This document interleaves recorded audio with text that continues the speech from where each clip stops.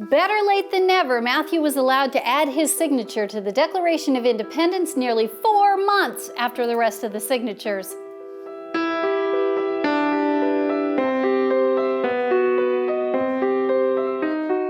Mathew Thornton. Mathew Thornton. Mathew Thornton. Mathew Thornton was born in 1714 in County Londonderry, Ireland, to a family of farmers. Just 2 years after his birth, Mathew's family immigrated to present-day Wiscasset, Maine.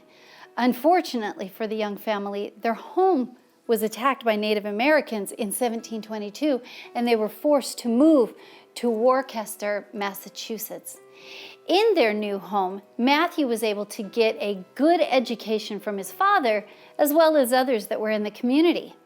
After becoming well-versed in his foundational education, Mathew began studying medicine in Leicester under the local doctor, which he excelled at. And after finishing his preparatory courses, Mathew moved to Londonderry, New Hampshire, and established his own medical practice, building a strong reputation for himself as a skilled physician and surgeon.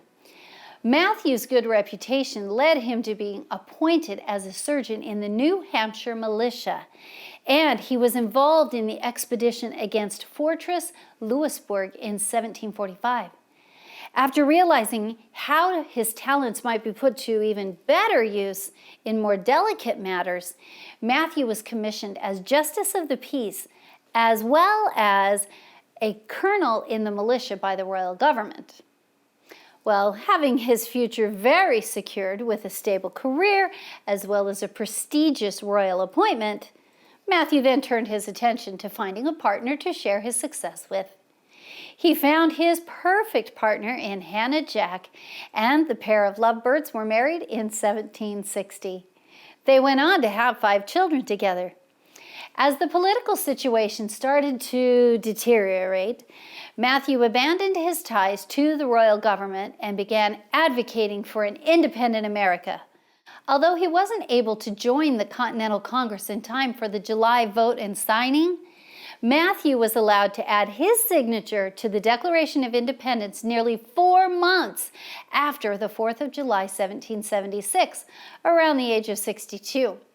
Mathew retired from his medical practice in 1780 and moved to Merrimack, New Hampshire, to farm, operate a ferry, and run an inn with his family. His service to his country didn't end here, however, and he spent several years as a judge in the New Hampshire Superior Court and as a representative for New Hampshire. Mathew's service only ended in 1786 after his wife's death. He spent the next 17 years in retirement, enjoying the company of his family, wherever they might be. Mathew passed away on June 24, 1803, while on a trip visiting his daughter. He was about 89 years old.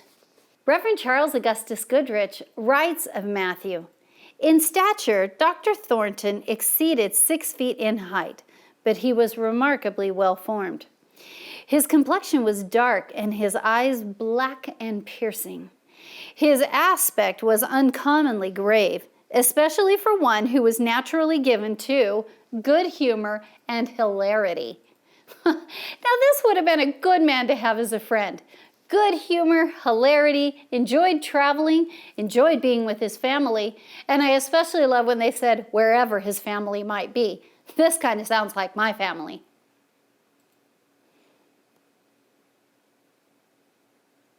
The end.